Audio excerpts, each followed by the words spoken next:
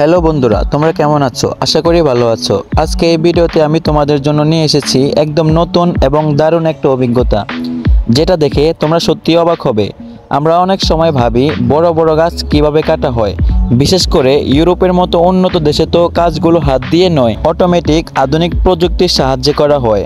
আর আজ আমি তোমাদের ঠিক এমনই এক অসাধারণ টেকনোলজি দেখাতে যাচ্ছি, যেখানে একটি রোবোটিক যন্ত্র পুরো গাছ কাটার কাজ নিজে একাই করে ফেলে, তাও আবার একদম নিখুঁতভাবে। তোমরা ভিডিওতে যে রোবোটিক যন্ত্রটি দেখছো, এই রোবোটিক যন্ত্রটি এতটাই বুদ্ধিমানভাবে ডিজাইন করা হয়েছে যে এটি প্রথমে গাছের ডালপালাগুলো খুব সুন্দরভাবে কেটে ফেলে, এরপর ধীরে ধীরে গোটা গাছটাকে নিচে নামায়, যেন আশেপাশের আর কিছু ক্ষতি না হয়।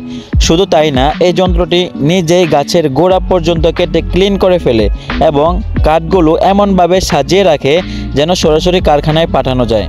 ভাবতেই পারো, মানুষ ছাড়াই এত বড় গাছ কাটছে একটা মেশিন। এই প্রযুক্তি শুধু কাজের গতি বাড়ায় না, বরং নিরাপত্তা নিশ্চিত করে, খরচ কমায় আর পরিবেশেরও যত্ন নেয়। এইবার দেখো, এই রোবোটিক যন্ত্র দিয়ে গাছ কাটার পরও একজন লোক হ্যান্ড করার দিয়ে নিচের বাড়তি ডালগুলো কাটছে। যদিও মেশিনটা অনেক কিছু করে, তারপরও কিছু কাজ এখনো হাতে করতে হয়, আর এইভাবে গাছটা পুরোপুরি ব্যবহারের উপযোগী করা হয়। এখন তোমরা যে ফুলগুলো দেখতে পাচ্ছ, দেখতে অনেকটা আমাদের দেশে সরিষা ফুলের মতো, তাই না?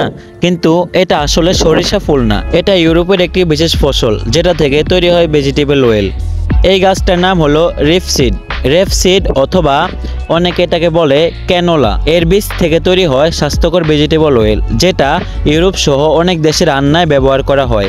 এই তেল খুবই লো ফ্যাট এবং হার্টের জন্য উপকারী। এই ফসল সাধারণত বসন্তকালে ফোটে, এপ্রিল থেকে জুন পর্যন্ত এর ফুল ফোটে, আর পুরো ফসল ঘরে তুলতে সময় লাগে প্রায় 3 থেকে 4 মাস। সবচেয়ে মজার ব্যাপার হচ্ছে, দেখতে যেমন সুন্দর, এর চাষও পরিবেশ বান্ধব, তাই ইউরোপের কৃষকরা অনেক বেশি গুরুত্ব দেয় এই রেপসিড চাষে। তো বন্ধুরা, এই ছিল আজকের মতো আমাদের ভিডিওটি ভালো লাগলে লাইক, কমেন্ট, শেয়ার করতে কিন্তু ভুলবে না।